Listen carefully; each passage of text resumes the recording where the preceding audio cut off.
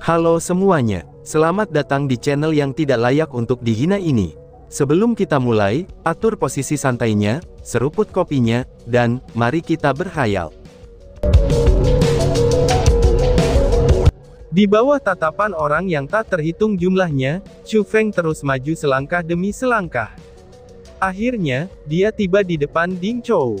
Dengan perisai emas yang dikepal oleh tangan kirinya, dan pedang panjang emas yang dipegang oleh tangan kanannya, dia menunjuk ke Ding Zhou lalu berkata, "Ini sudah selesai," ucap Chu Feng.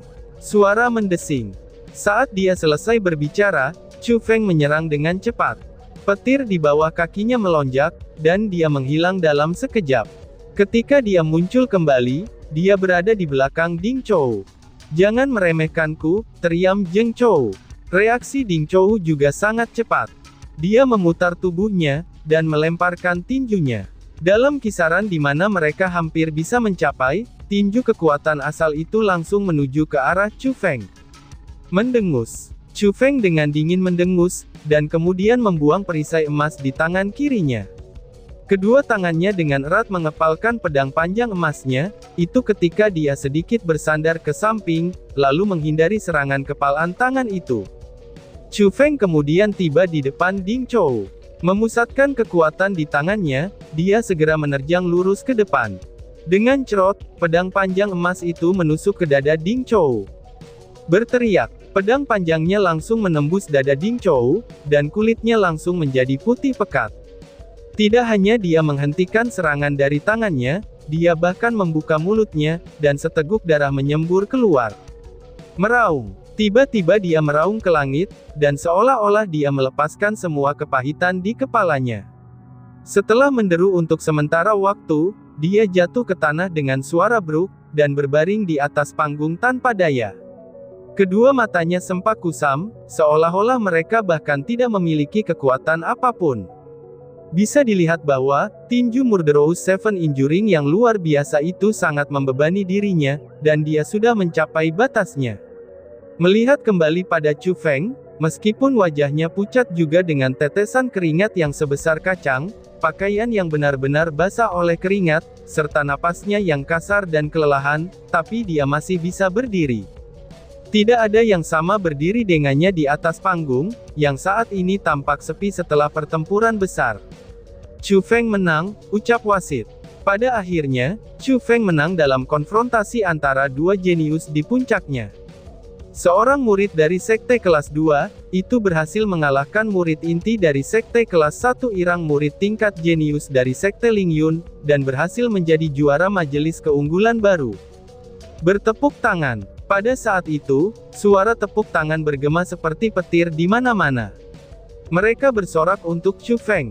Karena setelah pemuda yang berada di tingkat 8 ranah spirit berhasil mengalahkan seseorang yang berada di tingkat 2 dari ranah asal, mereka tidak bisa mengendalikan emosi bersemangat di dalam hati mereka, dan mereka tidak bisa membantu, tetapi ingin bertepuk tangan dan bersorak untuk pemuda itu. "Chu Feng, kamulah yang terbaik," ucap Su Mei. Selain resonansi sorak gembira, sesosok cantik tiba-tiba muncul di atas panggung dan memeluk Chu Feng. Melihat pemandangan itu, semua orang tidak bisa membantu, tetapi tercengang. Karena orang itu tidak lain adalah putri kedua dari Su Hen, yang merupakan penguasa kota burung Vermilion, yaitu Su Mei. Apa ini? Bukankah itu wanita ketiga keluarga Su Mei? Bukankah dia tunangan Sang Guan Ya? Kenapa dia begitu dekat dengan Chu Feng seperti ini? Hubungan apa yang dimiliki keduanya? Ucap kerumunan yang tanpa henti menebaknya. Lagi pula, orang-orang dari Vermilion Bird City hanya tahu bahwa, Su Mei adalah tunangan Sang Guan Ya. Pernikahan mereka sudah ditentukan ketika Su Mei lahir. Namun pada saat itu, apa arti tindakan Su Mei ini? Dia memeluk Chu Feng di depan begitu banyak orang. Bukankah itu menamparkan wajah keluarga Sang Guan, dan juga menamparkan wajah Sang Guan Ya? "Sialan," ucap Sang Guan Ya yang berdiri di luar alun-alun, dan dengan erat mengepalkan tangannya. Kilatan dingin keluar dari matanya, karena tindakan Su Mei tidak diragukan lagi menunjukkan bahwa, dia memiliki hubungan dengan pria lain. Karena kejadian ini, itu membuatnya kehilangan semua wajahnya. Ini, bahkan Su Hen sangat mengubah ekspresinya, dan dia sadar bahwa situasinya sudah salah. Ayah, bagaimanapun juga kamu sudah berjanji padaku bahwa, selama Chu Feng menang melawan Ding Chou, kamu akan membatalkan pernikahan antara Mei kecil dan Sang Guan Ye itu.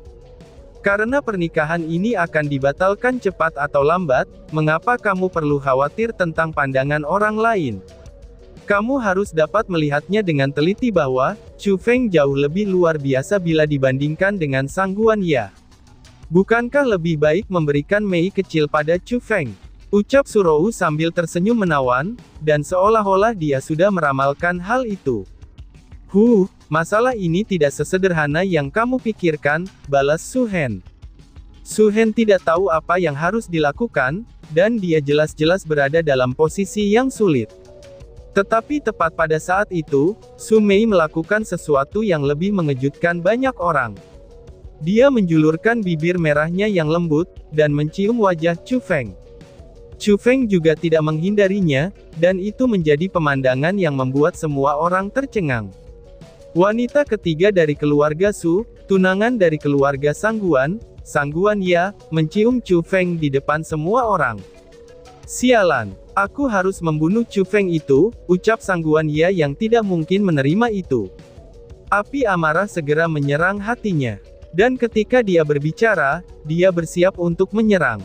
Bang! Tetapi pada saat itu, telapak tangan yang kering namun kuat menepuk bahu Sang Guan Ye. Gelombang kekuatan ranah mendalam yang kuat itu melonjak ke tubuhnya. Dan dalam sekejap, semua fluktuasi kekuatan ranah asal ditekan kembali. Kakek, ucap Sang Guan Ye. Dia segera memalingkan kepalanya, dan menoleh ke belakang. Sang Guan Ye tidak bisa menahan diri untuk tidak merasa bingung. Karena pada saat itu, orang yang berdiri di belakangnya adalah seorang lelaki tua bermata satu. Pria tua itu juga memiliki rambut serta janggut yang putih, dan orang itu adalah kepala keluarga saat ini dari keluarga Sang Guan, yaitu Sang Guan Yue. Apa yang sedang kamu lakukan? Kamu ingin menyerangnya di depan Su Hen. Kamu jangan lupa, bahwa Su Hen adalah penguasa kota burung Vermilion ini, ucap Sang Guan Yue dengan sangat tenang. Tapi kan, Sang Guan Ye mengalihkan pandangannya ke arah Chu Feng, dan dia menggertakkan giginya karena marah. Waktunya belum pas. Keluarga Sang Guan aku belum bisa memusuhi keluarga Su. Sang Guan Yue berkata lagi dengan suara rendah. Kalau begitu, apakah kita hanya bisa meninggalkannya, dan tidak melakukan apa-apa? Balas Sang Guan Ye dengan marah. Tidak, Sang Guan Yue menggelengkan kepalanya dan berkata dengan kejam. Orang ini harus disingkirkan. Tambahnya, pada saat itu, Chu Feng benar-benar tenggelam dalam kebahagiaan atas kemenangannya. Dan ketika Su Mei mencium dengan emosi yang dalam, barulah ia tiba-tiba menenangkan diri. Dia tidak bisa menahan untuk berpegangan pinggang kecil Su Mei, dan kemudian berkata sambil tertawa. Apakah kamu sudah terpikat oleh keberanianku yang tampan, dan ingin memberikan dirimu kepadaku? Tanya Chu Feng. Aku, siapa juga yang ingin memberikan hal itu padamu, dasar bajingan, balas Su Mei dengan kesal. Dia melakukan semua itu dari panasnya atmosfer pertandingan, dan pada saat itulah dia menjadi terlalu bersemangat. Jadi, itulah sebabnya dia mengambil tindakan yang terlalu jauh. Pada saat pinggangnya dipegang oleh Chu Feng, wajah kecil Su Mei menjadi merah muda, dan dia dengan malu mendorong Chu Feng pergi. Berteriak. Namun pada saat itu, Ding Chou yang sedang berbaring di dekatnya mulai menangis sedih. Tubuhnya mengejang, dan auranya menjadi sangat lemah. Pada akhirnya, kulit putih pucatnya menjadi lebih pucat lagi, dan kedua mata hitamnya terbalik. Busa putih keluar dari mulutnya, dan seolah-olah dia akan mati. Sial, ini hanya pertandingan kejuaraan, tetapi kamu berani membunuh Ding Chou. Melihat situasinya tidak benar, penguasa kota Wind Cloud City bergegas maju, lalu menunjuk ke Chu Feng sambil dengan marah menegur. Bahkan sebelumnya serangan Ding Chou itu lebih kejam daripada Chu Feng. Jika itu bukan karena Chu Feng memiliki kekuatan yang melebihi orang lain, dia pasti sudah mati oleh ledakan gila Ding Chou.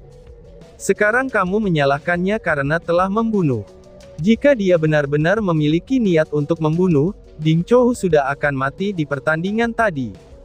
Bagaimana dia bisa berbaring di sini dengan terengah-engah? Su Mei yang berdiri di sebelah Chu Feng dengan marah membantah. Tuan Kota Wind Cloud tidak bisa berkata apa-apa, itu saat dia menghadapi teguran Su Mei. Dia jelas-jelas sangat malu. Dia hanya bisa menunjuk sambil menyalahkan Chu Feng, dan bahkan dia tidak berani menyerangnya. Namun, ketika menghadapi wanita ketiga keluarga Su, dia bahkan tidak berani mengatakan apapun. Cedera yang dimiliki Ding Chou saat ini, itu bukan ditimbulkan oleh Chu Feng. Dia terluka karena Tuloh memaksakan diri, ucap Chen Wanxi. Tepat pada saat itu, Chen Wanxi perlahan-lahan berjalan mendekat. Apa maksudmu? Tanya Tuan Kota dari Wind Cloud City dengan bingung. Teknik itu ada 7 lapisan ke Fish 7 Enduring Murderous.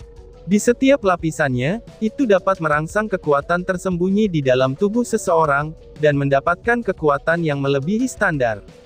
Sebuah harga juga hadir dengan kekuatan itu, karena setiap lapisan akan melakukan sejumlah kerusakan pada tubuh. Menurut legenda, setelah berkultivasi ke tingkat 7, seseorang bisa mendapatkan kekuatan yang puluhan kali lebih kuat daripada diri mereka sendiri. Namun, ketika kekuatan itu hilang, mereka akan lumpuh dan kehilangan semua kultivasi mereka. The Seven Enduring Fish sendirilah yang membunuhnya.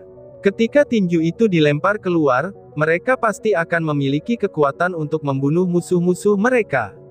Akan tetapi, serangan itu juga merupakan pedang bermata dua. Semakin kuat kekuatan yang mereka peroleh, maka semakin besar harga yang harus mereka bayar. Ding Chou dapat melatihnya hingga lapisan ketiga. Meskipun dia tidak mencapai titik di mana dia menghancurkan kultivasinya, tetap saja dia akan sangat terluka. Dia akan membutuhkan setidaknya 2 bulan untuk istirahat, sebelum dia bisa meninggalkan tempat tidurnya. Melihat Ding Chou yang melolong tanpa henti sambil menahan rasa sakit yang luar biasa, Chen Wanxi segera menjelaskan secara rinci. Setelah mendengar kata-kata itu, Chu Feng dan yang lainnya tidak bisa membantu, tetapi melemparkan tatapan menyedihkan mereka ke arah Ding Chou. Sebuah prinsip ketika sesuatu mencapai tingkat yang ekstrim, maka mereka hanya bisa pergi ke arah yang berlawanan. Dan itu terbukti pada saat ini oleh Ding Chou. Namun pada saat itu, Chen Wanxi melemparkan tatapan penuh arti ke arah Chu Feng. Untuk dapat memaksa Ding Chou ke titik itu, lalu mendapatkan kemenangan di akhir, dan juga berdiri di sana bersama dengan orang-orang yang tidak terkait, Chu Feng meninggalkan kesan yang sangat dalam padanya. Dia tidak tahu, apakah Sekte Lingyunnya memiliki kejeniusan seperti itu. Namun setidaknya di dalam orang-orang yang dia lihat, dia adalah orang dengan bakat bawaan yang lebih menakutkan. Itu tidak terbayangkan, seberapa kuat Chu Feng ketika dia mencapai usia yang sama dengannya. Setelah itu, tirai majelis keunggulan baru seger jatuh, dan Chu Feng memberi semua orang kejutan besar. Pertempuran antara dia dan Ding Chou, itu bisa dikatakan sebagai pertandingan paling menarik dari semua sidang keunggulan baru. Kesan yang ditinggalkan oleh Chu Feng, itu tidak bisa dilawan. Semua orang merasa, bahwa mereka menyaksikan munculnya jenius baru. Seorang jenius yang muncul dari Sekte Azure Dragon, dan jenius itu yang bisa mengubah nasib Sekte Azure Dragon. Dia juga akan sangat mungkin membawa sekte yang sebelumnya paling mulia di 9 provinsi, itu kembali ke jalannya yang indah. Bahkan jika itu tidak akan kembali ke masa lalunya yang berkembang, maka kemungkinannya itu bisa menjadi sekte kelas 1. Bahkan Kota Emas Ungu mendapat perhatian darinya. Banyak orang yang memandang rendah Kota Emas Ungu, namun kini mulai mendekati Chen Hui. Alasan untuk itu, maka sudah jelas secara alami karena Chu Feng. Karena Chu Feng adalah juara majelis keunggulan baru kali ini, Kota Emas Ungu dibebaskan dari pajak tahun ini, dan itu membuat Chen Hui sangat bahagia. Tetapi hal yang paling membahagiakan baginya, itu bukan karena dia bebas dari pajak. Namun, itu adalah seorang jenius seperti Chu Feng muncul di Kota Emas Ungunya. Itulah yang membuat wajahnya bersinar, dan dia akhirnya bisa mengangkat kepalanya di depan banyak penguasa kota lainnya. Majelis keunggulan baru berakhir di sana. Nama Chu Feng berpusat di sekitar semua orang, saat mereka sedang berdiskusi. Adapun Chu Feng sendiri, dia tidak meninggalkan kota burung Vermilion. Dia menerima undangan Su Hen, dan tinggal selama beberapa hari lagi di kota burung Vermilion. Semua orang bisa mengerti akan hal itu. Chu Feng sudah menunjukkan bakatnya, dan mereka yang memiliki sedikit kecerdasan akan melakukan yang terbaik untuk lebih dekat dengannya. Jangankan Su Hen, bahkan para penguasa kota di kota-kota lain mulai menanyakan berita tentang keluarga Chu, dan secara diam-diam ingin berhubungan baik dengan keluarga Chu. Chu Feng, apakah kamu tidak mendengarkan aku lagi? Apakah kamu lupa apa yang aku katakan? Berkultivasi membutuhkan kemajuan secara bertahap. Jika kamu terus seperti ini, maka cepat atau lambat kamu akan membayar harganya, ucap Su Mei. Di taman tertentu di kota burung Vermilion, Chu Feng dan Su Mei berjalan bahu-membahu. Meskipun dia merasa bahagia karena kemenangan Chu Feng, gadis kecil itu masih khawatir tentang kultivasi Chu Feng yang meningkat pesat. Kamu jangan khawatir. Tidakkah kamu mengerti orang seperti apa aku ini? Aku bukanlah orang yang rabun. Aku tahu apa yang harus dilakukan tentang kultivasiku, dan aku tidak akan melukai diri sendiri. Selain itu, jika aku tidak bisa mengalahkan Gong Luyun dalam 1 tahun, bahkan jika dia tidak membunuhku, maka aku tidak akan punya wajah untuk terus hidup. Setelah semua, kata-kata yang seharusnya diucapkan itu haruslah diucapkan, balas Chu Feng sambil tertawa. Kamu benar-benar terlalu ceroboh, ucap Su Mei.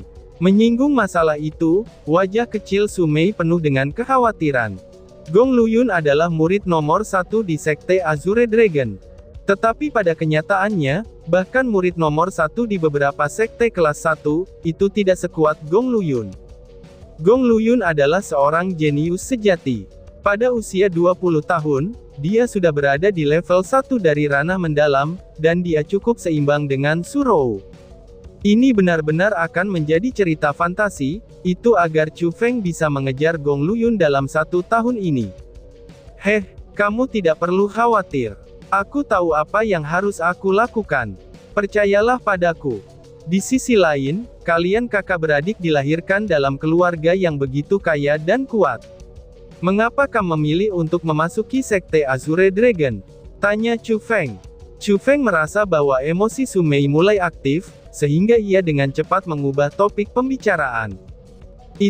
Menyebutkan hal itu, wajah kecil manis dan cantik Su Mei segera berubah, dan ekspresi rumit muncul dari wajahnya. Baiklah, jika itu membuatmu tidak nyaman, anggap saja aku tidak pernah bertanya, ucap Chu Feng dengan bijaksana sambil tersenyum. Bukan begitu. Melihat itu, Su Mei langsung tegang, seolah-olah takut Chu Feng akan memiliki pikiran buruk terhadapnya. Setelah dengan hati-hati mengamati sekelilingnya, dia menarik lengan Chu Feng, dan kemudian menariknya ke sebuah ruangan. Setelah menutup pintu ke ruangan itu, Su Mei melihat melalui celah pintu sambil memperhatikan situasinya sebentar. Kemudian, dia berkata kepada Chu Feng, "Gunakan kekuatan rohmu untuk merasakan seseorang di dekat sini," ucap Su Mei. "Oh, aku akan melakukannya. Di sekitar sini sangat aman," balas Chu Feng. Chu Feng juga tahu, kalau masalahnya tidaklah normal. Namun semakin dia berpikir, dia semakin ingin tahu. Karena dia merasa ada rahasia yang disembunyikan. Bukannya aku tidak percaya padamu, tapi masalah ini sangatlah penting. Awalnya itu tidak boleh disebutkan kepada orang lain, karena kamu bertanya, maka aku, balas Su Mei yang berada dalam situasi yang sedikit sulit. Jika itu rahasia, maka tidak apa-apa, ucap Chu Feng sambil tersenyum, dan dia tidak ingin mempersulit Su Mei. Pada saat itu, Su Mei menggertakkan giginya sebelum berkata, "Menurutmu, siapakah orang terkuat dalam sejarah Provinsi Azure?" Tanya Su Mei. Tentu saja, itu adalah pendiri Sekte Azure Dragon, yaitu pendiri Azure Dragon. Bukankah dia ahli terkuat tahun itu di Provinsi Sembilan Benua, dan bahkan dinasti Jiang juga takut kepadanya? Jawab Chu Feng. Tidak. Su Mei menggelengkan kepalanya dan berkata, "Pendiri Azure Dragon memang kuat, Tapi dia bukan orang terkuat yang muncul di Provinsi Azure, balas Su Mei. Oh, apakah ada orang lain yang lebih kuat dari orang tua itu? Tanya Chu Feng yang semakin penasaran. Namun ini hanya legenda yang tidak memiliki verifikasi. Telah dikatakan bahwa 10.000 tahun yang lalu, benua 9 provinsi masih hanya hutan belantara. Populasi saat itu bahkan tidak per 100 dari populasi saat ini. Dinasti Jiang saja belum muncul, dan berbagai sekte juga belum diciptakan. Kata bela diri sangat asing bagi orang-orang, karena orang yang memiliki metode kultivasi, itu tidak akan meneruskan metode kultivasi bela diri mereka kepada orang luar. Jadi, ada sangat sedikit kultivator bela diri pada waktu itu. Jadi hanya 9 keluarga kuat yang tahu metode kultivasi bela diri, dan 9 keluarga itu menduduki 9 provinsi. Keluarga yang menduduki Provinsi Azure, itu disebut keluarga King, ucap Su Mei. Dan tiba-tiba saja bersambung. Sekian dan terima kasih banyak. Bye-bye.